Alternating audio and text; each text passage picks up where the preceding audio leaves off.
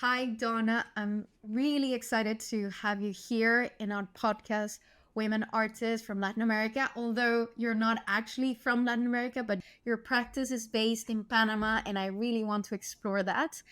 Thank you. Thank you for being part of this podcast and having this conversation with me. I actually wanted to start with that a bit of your life. How did you end up in Panama and developing such a large practice there? Tell us a bit about that story of how you ended up there. Well, thanks for inviting me, Daniela. That's kind of a long story. So Good. ended up how I ended up in Panama. So I've lived in Panama for just over half of my life now. So I'm originally from the U.S. I grew up in the U.S. Um, I went back to study when I decided to study art. I went back to the US because at that point there wasn't a master's program in art here. But otherwise, I've lived here for 29 years. And so the how I came to be here, my husband, who at that point was my boyfriend, was offered a job with the Smithsonian Tropical Research Institute, which is a research institution here in Panama. And at that point, I didn't have a job or any other commitments. So we came and sort of had no idea that almost 30 years later we would still be here. I had no idea that I would then have sons that were Panamanian, but that's how it is. That's fantastic. And I want to come back to that because I want to come back to what you just mentioned about traveling to study art in the US and then coming back because reading about you come from a completely different background. You studied biology. So how was that change and what led you to study art in the US and then come back and develop it in Panama, and how much your practice has been informed by the fact that you've created most of your practice in Panama? Yeah, I feel like there's sort of 10 questions there. I know. So I studied biology first. I studied biology first. I have a bachelor's degree in biology. And from there, so I don't seem to be a person who makes decisions without a lot of trial and error. And I think that's true in life and it's true in my work. So I did a bachelor's degree in biology. And then from there, I went and started a doctorate program in biology. And it was only in the process of doing that I realized I was in the wrong field. Um, it wasn't it wasn't for me. I was loving doing the experiments, making up the experiments, collecting the data. I loved going out in the field, but I would fall asleep reading the literature. And so I realized there was something wrong here because to write academic papers, you really have to also read a lot of the academic literature and couch your results in all of the historical results. So I realized I had gotten in a little bit too deep into a field that, although I was interested in, it wasn't a career for me. So from the middle of a doctorate program, I got out gracefully by getting a master's degree.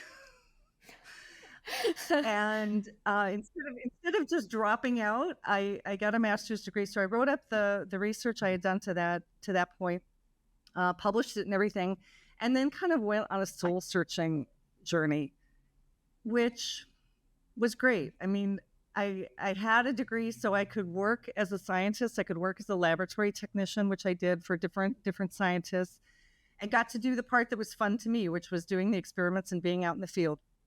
And while I was doing that, I started drawing and painting, and I was really lucky and happened into a great sculpture class early on in that soul searching process, and I absolutely fell in love with sculpture. And I realized that this was something different from science that had my interest. This was something that I really wanted to do all the time. I wanted to do it in the morning, the afternoon, the evening, on weekends. I didn't want to take a vacation from it. I guess I found my passion. So I I just spent a few years working as a lab tech and studying art, making art, experimenting with art, mainly sculpture. And in the middle of that, this job offer came to my boyfriend, who later became my husband, to come to the Smithsonian in Panama. We said, why not? We came here, and then I grew up in the desert in West Texas, and so coming to the tropics was the polar opposite of that. And I had no idea how much I loved the ocean because I had grown up far from an ocean. So here we have the Atlantic Ocean nearby, the Pacific Ocean nearby. The city, Panama City, is crazy because it's this very cosmopolitan city in the middle between the Pacific Ocean and a really lush tropical forest. So from the beginning, those contrasts really struck me and they really interested me. And they started feeding my work right away. So I was just making work all by myself in a studio in my house, and I started mixing concrete and metal and found objects from nature. And those were kind of the roots of what I do now, I suppose. But at that point, after doing that for a couple of years, I decided I wanted to have like some critical context for what I was doing. So that's when I decided to do a master's in art. So I guess the academic experience in biology convinced me that there was a place for academics. I just had to find the right field. Yes, and then I suppose biology continues to inform your work today, because maybe it gives you an outlook, a completely different outlook of how you process your practice, or the type of things that you look. Your practice, as I've seen it, is focused on the day-to-day, which is sort of like what biology studies. It studies life, all our environment all around us. So is that the connection, that it's how slowly that idea was built? I think yeah, it reinforced the practice of observation. And so my artwork is a observation-based practice. I'm constantly making observations in the real world, and those are the seeds that become projects. I think there's two big influences on the way I'm always analyzing and looking at and processing information from just right around me. And one of them is the background in biology. So everything is sort of evidence. Everything I see is sort of evidence that can be studied and conclusions can be drawn. The other thing that influences me is being a third culture person, having come from one country, living in another country. You know, you're not just of one culture. And that sort of feeds into a constant comparison also. There's a tendency to compare this to that. And then Panama itself is a hugely ironic place. It's full of all of very human conflicts and contradictions all the time, from the canal that cuts the country in two, that was a man-made wonderful feat of engineering, but also, you know, was made flooding a lake and cuts the forest in two, and it's fed by fresh water, and all of this just so that global commerce can flow from one country to the other. It's crazy. And so those ironic, contradictory things just have always interested me a lot. So they interest the psychologist, anthropologist part of my brain, and they're what I find really motivating to keep looking and keep reaching conclusions, keep finding things out. And really the whole idea of an observation-based process too is that I want to share what I see with other people. If I notice something that seems to me just out of place or significant, then I try to share that with other people. And that's what I do through my artwork. Certainly, and I think I can see it. I mean, at the end of the day, I hope I tweak your observation just a little bit, you know. So I hope if you see a tire floating in the tide line at the ocean, or if you see, you know, a dead bird on the ground, that you think about it just a little bit differently. Yeah. And I think you do, absolutely. And I can see it in your work. You point out things that you see. And precisely because you're not just an artist, but as a biologist, that it creates within you a certain gaze that not a lot of people have, and that allows you to point out things that for you might be obvious. But I want to come back to this, what you just said about being a foreigner within a new territory, because a lot of the artists that we are currently interviewing are in the opposite process. For example, they come from Latin America and they go to live in the US or Europe. And that experience is very different. I would assume that the experience that you're currently living, coming from the US and traveling to Panama, And I wonder especially the Panama art scene. I see a lot of your work exhibited internationally, but I wonder, how did you as an artist navigate that, becoming an artist, making yourself seen within the Panama art scene? How did you navigate that scene, and then obviously cross borders again in order to be part of the US and now Europe, and we'll come to that later. Yeah, I think I just kept making work. And I think that's my best advice that I have to give anybody else. I think it's hard to have any other strategy to get seen that actually works. I think you just have to make the work and keep putting it out there. But I did feel like it was a breakthrough moment when I finally started showing in Panama, because I first had a bunch of shows in Costa Rica. And it was in part because in Costa Rica, there's more state-funded art institutions. And so there was a contemporary art museum there that was showing things like video that I was doing before that was happening here. Now it's happening here big time. And now I show here really frequently, and I have a gallery here. But no, I first really started showing more than anywhere in Costa Rica, and then somewhat in Europe, and then only more recently in my two home countries in Panama and the United States. So it's been a little bit circuitous, but I guess that's what tends to happen with me. Things don't happen in straight lines. But yeah, I've thought about it oftentimes that I've done a reverse migration from what a lot of people do. My grandparents immigrated from Mexico to the United States. And I think my grandfather would think it was especially hilarious that I turned around and went back, not only south, but even farther south than where he'd come from, because he did this whole thing of going for the American dream, and we grew up speaking English and yeah. So yeah, I cannot even dive into your identity, because then it's a mixture of, do you still feel part of that Mexican heritage? Well, but I guess if you want to dive into my identity, I don't know that I've ever clearly identified with any one group ever. Like forms that have boxes where you have to check a box. No. I've always said, how many can I check? Can I check a bunch of boxes? So I didn't ever clearly identify with Chicano culture, because my mother's family was from the north of Mexico. My dad's family was Irish German, and had lived more generations in the United States.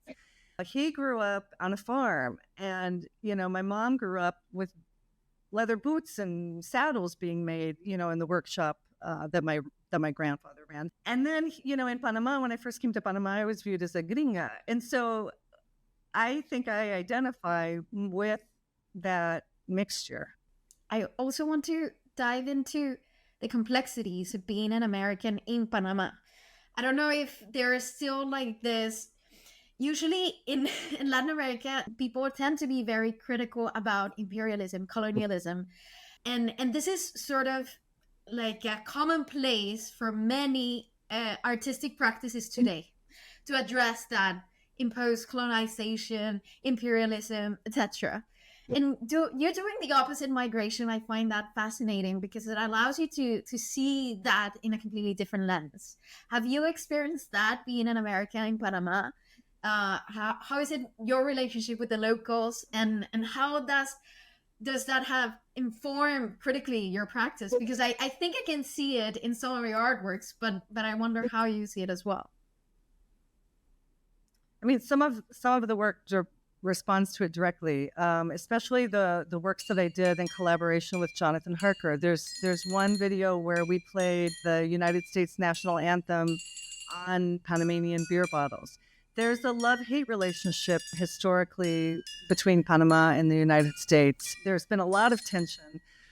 The United States basically occupied Panama for decades. The United States invaded Panama. United States soldiers killed Panamanian students in a horribly violent incident that was over the raising of a flag. So there's a horribly tense cultural history, specifically between these two countries. I think people realize that individual people are different from the country's conflicts. So I think we are able to relate to each other as people and not sort of as standard bearers for our country. But yeah, it's been heavy because, when you're an expat from your country, you're leaving your country already. So that's symbolic. And then when you come to a country where your country, like it or not if it's yours, but your country has been an occupier and a colonist, it is a bit of a, I mean, it's not a burden like an everyday burden, but it's there. It becomes, you adopt it as being part of your more personal relationship with both of your countries. So it becomes part of my relationship with my home country and my adopted country. And I think it's really important to analyze these things, to analyze colonialism, to analyze the effects that strong, powerful countries have on weaker, less powerful countries. And it happens over and over again. And the United States invades other countries all the time, and takes over bits of country in order to build things that they want to build. So it's a repeated pattern, and here is just a huge example of it. The love-hate part of it, though, the United States helped Panama separate from Colombia, and that's at what expense? Yeah, it's not necessarily recognized overtly in the separation celebrations, but Panama celebrates being an independent country, and that happened because of the construction of the canal, which the United States did. So it's complicated, right? All of these histories are very complicated. And yeah, it's important not to brush them under the rug, which is another video that I did with Jonathan. We swept history under the rug, literally, in a video. I was just going to say, Panama, living in Panama, being from the United States and living here, it's fed into my work in many ways, politically, socially, environmentally. When I just want to come back to having gone to the United States to study and come back, I had like triple reverse culture shock, because I went back to the United States, but to a city that I didn't know. I went to Baltimore, and I was shocked at how much trash there was on the street. And then I came back to a cleaner Panama, and it really heightened my awareness of garbage and waste and accumulation, and how these things were very symbolic of our consumer culture. It was a turning point for me to move from a supposedly third world country to my supposed first world country and find more trash in the streets. And there's a real tweak in my work that happened at that point. So sorry, I took you back to a previous question, but no, I find that fantastic, because that process of migrations allows you to be also very critical to where you're from. I feel like coming right now, for example, living in a country like the UK, where although they are very critical with themselves, they might assume that they are better than hundreds of different countries. And they might be right in many ways, but at the same time, it prevents them from being critical with themselves in many ways that the other countries are also doing it better and could be improved. Precisely when you mentioned about the consumerist culture and many other ways, the way they can take care of the environment, their posture around it. Anyway, I want to come back also to your relationship with Jonathan, because that collaboration, I found it fantastic. You're not a couple, but you work together, and everything that you make is witty and humorous, but at the same time profoundly critical. How did that collaboration come about? How did you meet, and when did you start working together? So we just met through friends and sort of the very small local art scene here, and we had mutual admiration for each other's work. And then the collaboration actually really came about by accident. I was going to a local, not really a recycling place, because there wasn't recycling here except for economic recycling yet. But I found a place that would accept my bottles, my empty bottles, and I would go there. But it was a glass fabrication plant, and I started doing a series of photos that I ended up showing at CIFO in Miami, Cisneros Fontanelles in Miami. And while I was doing those photos, I found that these mounds of glass at this glass fabrication plant could make a different kind of landscape. And so I was using the language of landscape photography, but with a completely unnatural landscape. And so I did this whole series of photos. And in that process, I just happened to run into Jonathan at a party. And I said, look, I think you would find this place interesting too. I'm going to this place. Why don't you come with me? Just on instinct. we had kind of just met. So he came with me, he brought his video camera, and the next thing you know, we were making a video out there, and that was the first one. And the work that we've made over years, I feel like is especially witty, and it is especially humorous because he's got a really sarcastic sense of humor. And the other thing that I think makes the work good is that we're both really perfectionists. And so you get two perfectionists together, and you're taking care of the camera angle, you're taking care of the light, you're taking care of the sound, and I think it shows. I also did one other collaboration besides the videos with Jonathan. I collaborated on a sculpture one time with a friend from graduate school, and we made a functioning solar still on the Rio in Tegucigalpa, Honduras.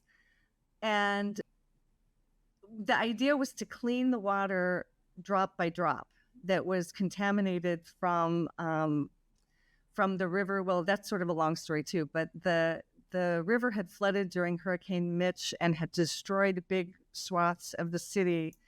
And it was still this sort of threat that would destroy things on either side of the river every time it rained really hard. And they invited me to do something there in the river, in the city. And I picked the river because it seemed to be such a strong element of city life there. And I invited this friend of mine from graduate school to do the piece with me because he was into kinetic work, and we had sort of talked about this idea of doing a solar still. So I've had two different friends that I've had the opportunity to collaborate with, and it's a special way to make work because you have two minds coming together, questioning and coming up with ideas and editing or correcting. So it's a very different kind of process. I enjoy doing it. I enjoy both. I enjoy the solitary work and the collaborative work.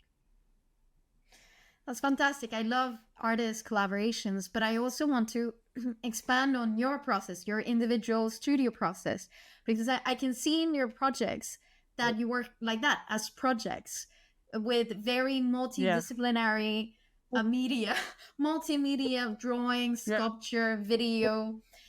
You're missing I don't know if you're missing performance, but I did missing performance. But in a way, you mix it working on an entire project, which I found fascinating. So what is your thought process? How do you build a project from start to finish? Where does that idea come to mind? What research books inform that process? And how do you choose the media along the way?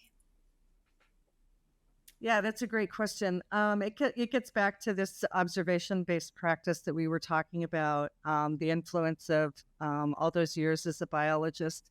So my ideas don't ever sort of come to me in solitude in my studio, in my head, in my imagination. The ideas always come from real things in the real world, whether it's something I see in the city or in the forest or taking a walk in my neighborhood. It's always something I notice that seems to me a little bit out of place or funny or illogical or just seems symbolic. So the video that maybe we'll talk about in a minute that I'm going to show at Arco, it's the story of a bird that flies from the deep forest into lands that are more and more affected by human beings. But you never see the bird, you only see its shadow. So the camera follows the shadow of a bird in flight. And really the only two elements in the video are the shadow of the bird and the landscape. And together those things tell the story of the changing landscape and the fragility of life and the fragility of the balance of everything. And that all started one morning when I just saw a bird take flight from its perch, fly away, but I saw it via its shadow. I saw the shadow on the ground, and it was just beautiful, and it was loaded with symbolism. When I saw it, it was like, that's a work. I saw the shadow, and the shadow automatically brings to mind absence and presence. It automatically brings to mind something that's disappearing. It's a ghost-like image. And also I feel like it's something that we do, like we take pictures of our shadow as a way of taking a photo documenting that we were somewhere, or even as a way of documenting a mood. I don't know that you necessarily take a shadow picture all the time, maybe when you're a little bit sad, but But that's a super typical example. So I saw this shadow and I said, that has the power right there. That image has the power to be a work. And then from that point to actually finishing the video was about a year later, because then there's always the process of realizing, conveying that image in a way that's beautiful, that works, that other people can understand, that makes it into then an act of communication. But almost all of my projects start that way. It's something I see, something I find. Maybe it's something I read, but more often it's really literally something visual in my visual environment, and usually just everyday stuff. So I made a video with the plastic bags in my kitchen one time because I just got sick of how many plastic bags I had in my kitchen. And it was really too much. I couldn't, I was complaining to myself and to everybody else. So I said, okay, well, I have to make this into a video because it's obviously really important. And the quantity is what's important, and the variety and the colorfulness, how beautiful they are, even though they're horrible. This is a piece. And so it's always something like that, where something bugs me and jumps out at me, or it's magic. Like the little magic moments in the everyday, it's art right there. So you just have to capsulate it. Absolutely. But then you add other projects to it, because, for example, now that you mentioned the project that you're showing in Arco, that's not the only one related with birds that you're building. So do you then from that start exploring the same subject matter, diving yourself into different pathways, or is it just by coincidence that all these projects end up intertwined, like the one that you projected of the flight of the birds, this oxymoron video where you showcase the damage that we're doing to birds by doing the same, which is also fantastic, because it's something quite beautiful that people might think, oh no, this is so beautiful, and forget of the damage that might be doing. So how do you build them up? Did you add to that initial video image of this flying bird, or by coincidence all these different amalgamation of projects come to be? So there's a couple things there. It is beautiful, and so are plastic bags. They're really pretty. But I think I'm not at all interested in being didactic with my work. I think it's much more powerful if people make up their own minds. So beauty absolutely has a central place in my work. And I think it's important in order to transmit a tragedy, if it's beauty that carries you through it, because then you have the conflict as the viewer and you have to decide. And these things add up. So I think that, as with anybody, we all have our themes. We have our pet peeves. There's things I keep coming back to over and over again. And I know I'm going to always come back to them because they're the things I notice. They're the things that matter to me. And so there's also a term in biology that's called the search image, which is sort of like, once you start seeing little yellow beetles, then you keep seeing little yellow beetles. Or once you start noticing, the leaves on this tree fall off, you just start, you notice it more and more. So right now I'm very much in a world of noticing things that relate to birds. And it's not so much about us harming the birds per se. They're just symbolic. They're symbolic of all life. Birds are in our allegories, our parables, our fables. We've always used them symbolically to teach lessons, to give warnings, to tell stories. And so I just feel like there's a lot of power to tap into there. So once I did one work with birds, then I did another one. And then now I'm right now finishing a new video that's the story of a feather falling in the woods. And this feather is symbolic of the bird, and the feather falling is symbolic of the bird dying. And it's all about this beautiful, delicate, strong fragility. And so the same has happened with ants. I did a video with ants, and then I did another video with ants. And you just, once you sort of focus in on something, and this happens with any topic. I mean, somebody who starts painting portraits paints more portraits, right? You get into a groove and you get into using that language to say what you want to say, to show what you want to show. and there you go. But projects also, the other thing I want to say about projects is that even though video is a medium I've used over and over again, some pieces need to be a drawing, or some pieces need to be an object. And I really start with the idea, and then I figure out what kind of work it needs to make, what kind of work it needs to be. And right now I'm making objects, I'm making drawings, I'm making videos, and it feels right because it all sort of builds a world. And then when you show these things together, you get interactions among them, which can be really interesting. And maybe video reaches one person more so, and drawing reaches another person. And yeah, I mean, this is one of the reasons science didn't work for me. I love leaving my area of expertise and trying things I don't know how to do. and so I love, like, I just recently took a printmaking workshop, which was wonderful. So like now I make drawings on wood with wood carving, with wood cutting tools. And I'm just enough of a non-expert, but I know how to use these tools. So it's really fun. I think, yeah, and I like to be able to explore new media as ways of, and I don't mean new media like technology, I mean different media that I haven't tried before. I like to be able to explore new ways of doing things. That's just part of my exploring of how to communicate stuff, how to show things. Yeah, I literally just got into wood cuts like really recently. I've seen the drawings that you made in this little planks of wood. Are those etched on the wood?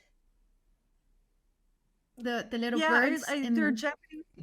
They're Japanese woodcut tools, it's a very simple way to do woodcuts. I learned how to do the woodcuts where you ink them and you transfer them to paper. And then what's happened to me over and over again, it's the same thing that happened when I learned how to cast. I got really interested in the wax itself. I really like direct processes. So I got really interested in the wood planks themselves, in the way the drawing looks carved into the wood. And it's nice when you ink it too, but then it's sort of a layer removed from what your hand did. But the thing that really turned me on to the wood also is that I can use found wood, and then that has its own part of the story to tell. So the drawings that you're probably referring to are depictions of birds that I found dead. So I take a photograph, and then I collect pieces of wood. There's like wood back here in my studio. I collect pieces of wood, and then I put the right bird with the right piece of wood and just draw it by carving into the wood. It's a little bit like how, I don't know if you ever carved into your desk at school. Yeah, and I didn't do that much. You appropriate the element. Absolutely, you appropriate the material. The wood then gets to tell part of the story, because the wood had its origins as a tree, but then it's been used as a desk or a shelf or part of a house, and then it becomes garbage, or it gets reutilized. But it's already lived all these other lives, and we know that just by looking at it. We can look at the wood and we understand all of its previous lives. So it brings something to the work. I've always been very, very attracted to found images, found objects of all kinds, and it's because they have so much to tell of their own context. Absolutely, they have a history on themselves. It's a little bit like archaeology, I think. What do these objects tell us about our lifestyles? What do they tell us about ourselves? It's like an archaeology of the present moment. That's what I find fascinating in your work, is exactly that. In a way, contemporary art today feels a need to explain. And I feel like your work, although it does convey a very conceptual, critical analysis of your surroundings, is mainly in the way you observe the objects that you work with, that you convey that critical analysis without explaining, okay, look, there is waste, there is garbage. Of course there is, but let's just look at what you mentioned, the poetry and the beauty behind it, which is, for me, what's fantastic, because it makes us challenge ourselves as human beings and think, I am attracted to this. I am attracted to this mess, and I am attracted to the chaos that I'm producing in the environment. And let's be honest with ourselves. So I think that tension that the viewer experience when participating and interacting with your work is what I find really, really interesting to observe. And I want to ask you, what is your next project? What are you working on at the moment? And what are you showcasing in Madrid for the audience, the Spanish audience, and in the international audience, and traveling to Arco to see what comes next? So thank you for that observation. That's the nicest thing you could have said. It makes me feel like what I'm doing is worth doing. In Arco, I'm lucky enough to be in 2 different places in the fair. So I'll be in the section that's curated by Carla Acevedo Yates and Sarah Herdman. And I'll be showing the video that I talked about earlier of the shadow of the bird flying, projected nice and big there. So that work will be showcased in the Caribbean section. And then I'll also have work in the general program in the stand of my Madrid gallery, which is Espacio Mínimo. And that piece is a series of drawings that are daily drawings of feathers that I found on different significant days. So it's presented sort of as a calendar of, rows of these drawings. Each one represents a different day that had some particular significance. You don't necessarily know the significance, but there are days that were significant for me. And some of the drawings show the feather one time. Some of them show it 2 or 3 or 4 times because I kept drawing it over and over again until I felt like I understood how to represent the form of the feather. They're like these little mini portraits. And I feel like the feather is sort of a stand-in for the bird. They have posture. They have like personality, and so each of those drawings tries to they're pen and ink drawings, very, very simple in style, sort of like scientific illustration, which is one of the jobs I had way back when I was trying to figure out what to do with my life. So there are these line drawings capturing the personality of 30 different feathers, and that piece is called Diary. That'll be in the general program with Espacio Mínimo. And then I have a show here at my gallery in Panama at Diablo Rosso in April. And that will be the premiere of a new video, which I'm just finishing. And it's a 3-channel video. And it will also contain some objects and some drawings. I'm still working on that. That's what I'm working on right now. But again, this show, it's centered around these works that use imagery that has to do with birds. I'm not going to become an artist who only works with birds, but for the moment, I'm very much in an aviary. And Respect. Actually, one of the pieces I have in the works in my head to make after the show at Diablo Rosso has to do with frogs. But it's because these frogs got stuck in my bathroom and died, and so I kept them, and they're going to become a work to be continued, to come soon. Fantastic. I love that. And how is it's your relationship with this new media that you've been working? In a way, new media, not different media, but actual new technologies and the video, because in a way, you're pretty much about like this physical experience of the world, finding objects, seeing the world.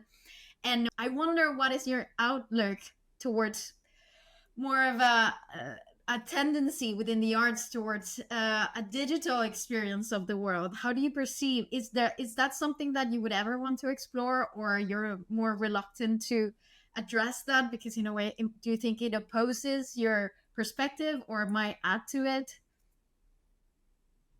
You mean like an interactive piece, like more something that exists on other just a new technologies, like for example, virtual reality, augmented reality, things that allow us to perceive the world through a digital lens, which is something that is different to what you experience. And I wonder how would be your outlook about those new technologies, if there's something that you might be interested in addressing in your work, or any possibility.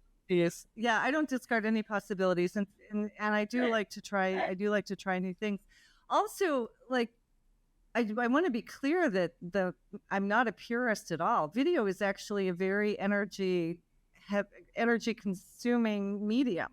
So even though there's environmental themes in the work, I'm as loaded with contradictions as you are, as is everybody else. Here we are talking by internet, consuming energy with the way we're talking. Those things are the interesting bits. Actually, I really want to do a piece diving even more into how contradictory the practice of making video art is. No, I don't discard the possibility of any sort of medium. I think it happens when it happens. I just did a project in Denver not too long ago that relied on these super high power projectors that toss out a lot of light into the night sky, and the video was about light contamination. So yeah, there's definitely not a moralistic or a purist kind of stance. I think I would feel like my hands were tied if I had to only make work in certain ways, and I couldn't explore work in other ways. Yeah, but more that's than me. Like, I definitely know artists that want to be purists and want to be green in their practice, and I absolutely admire that. But I feel like my work is a critique of myself as well as of consumer culture and all of its glorious contradictions. No, yeah, I absolutely agree with you in that sense, but also I wonder not just like the moralistic perspective of using different media, but actually how would that change your perspective of viewing the world? Like, this is something that I've been generally interested in the past. Like, for example, a few years back, we created an open call for artists that explore that the tension between the digital and our relationship with nature, especially during the pandemic when we were forced to interact with many of aspects of the natural world through the internet, through webcam, through our phones, through our computers, because not a lot of people were able to actually go outside and be in nature, and were confined in tiny flats in London and had no other escape that VR goggles.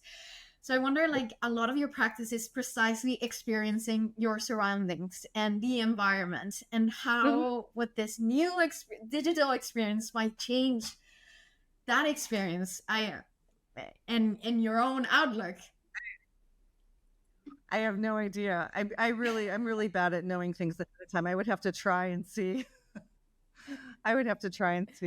Right. It's not something I'm planning to do, but yeah, you never know.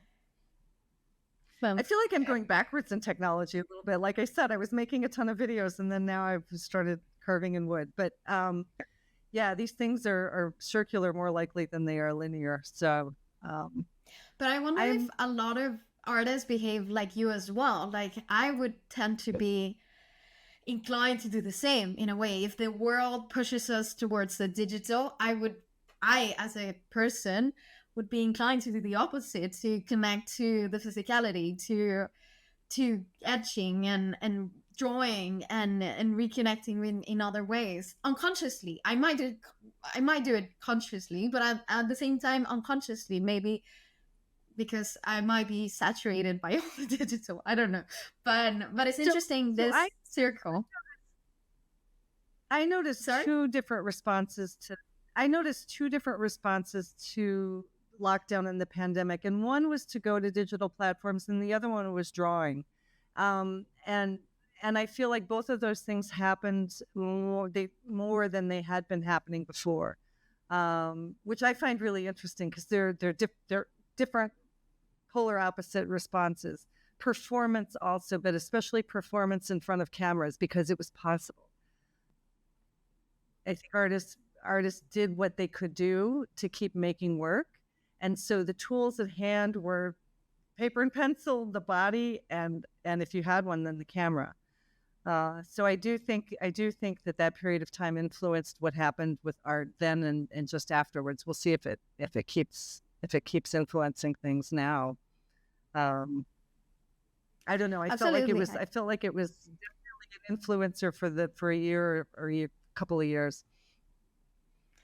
Yeah, absolutely. I see as well this return to the drawing, and more and more artists coming back to drawing as a tool of artistic expression. Is becoming more popular, perhaps precisely because of the pandemic.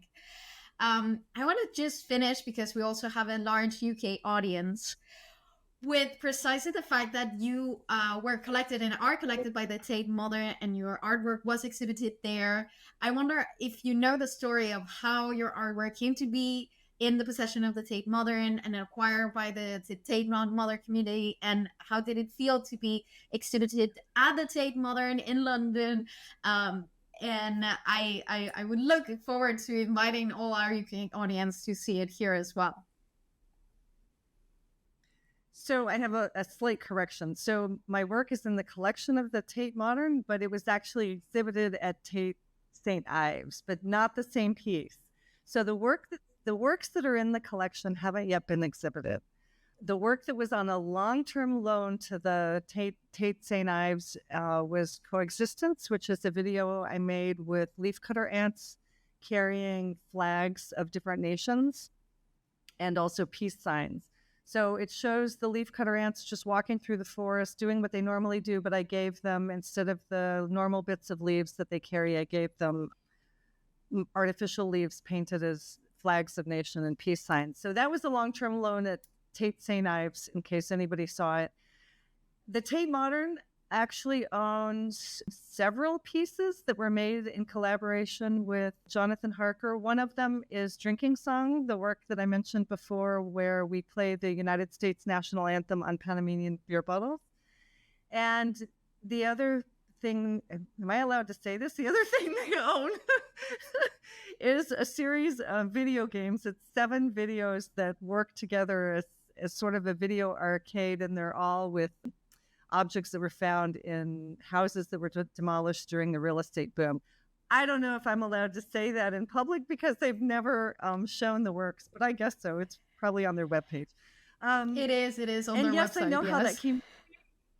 I know how that came to be because the curator, Jose Roca, who had invited Jonathan and I to do a piece in the Biennale de Mercosur, for which we made Drinking Song. He was then the Estrellita Brodsky Latin American curator at the Tate, and that title I may have gotten slightly wrong, but the curator for Latin American art. He was there and brought the piece to the acquisitions committee along with the video games, and they accepted it. Which was, I remember that bottle of champagne that night. It was one of the most exciting things that has happened in my career, for sure. It was super exciting. So if they show it someday, I'll keep you posted. I will write to you and say, Donna, it's here. There will be more champagne. Absolutely, I will leave. I will let you know, and I'll let our audience know as well. So I would like to say though that those museum acquisitions, like artists, I love them in part because they're sort of seals of approval. You know that okay, what we do must be okay, but also that's where people are going to see the work. So that's where hundreds of thousands of people are going to see the work. And so museums acquiring artwork are super important, not just to an artist's career, like in that sort of crass way, but to the part of what we do, which is communication. You know, that's where people who don't know who you are, don't know if you're still alive or not, that's where they'll connect with the work, hopefully. And kids, that's where kids get to see videos. Or absolutely. The other day, my son went to the Tate and was mesmerized by one of the videos. It was terrible because, of course, he's a 2-year-old and he was watching a video very politically charged about a dictatorship, but he was super excited about the cars.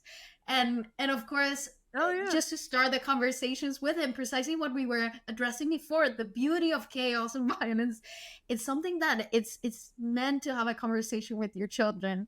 And as you mentioned, I agree 100%. This is not just a dream of every artist, but where artworks need to be for a lot of people to be enjoyed. And hopefully I will let you know once your videos are being shown.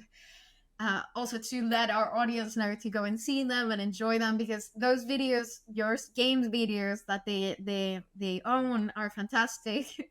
They're fun to see just to understand the logic of the game. I just spent a lot of time trying to watch them, trying to understand what was the logic of the game, who was winning. Was there a win and a loser? I don't know, like but it was fantastic just to watch like, as an exercise.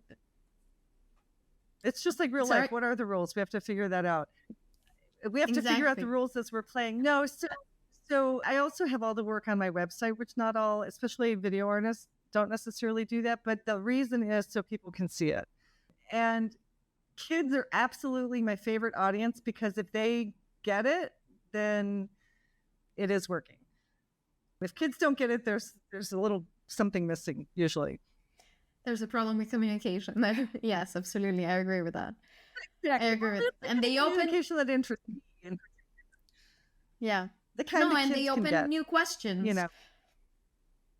Absolutely. They open questions and they open images that you might have not seen. It's fantastic. I love taking my son to the galleries because obviously he's informed by what we teach him. So he was seeing, for example, Darth Vader in a lot of the photographs I was showing him. And I was like, no, don't say that. But obviously this is fantastic that he enjoys that in that way. And that innocence is what makes it worthwhile.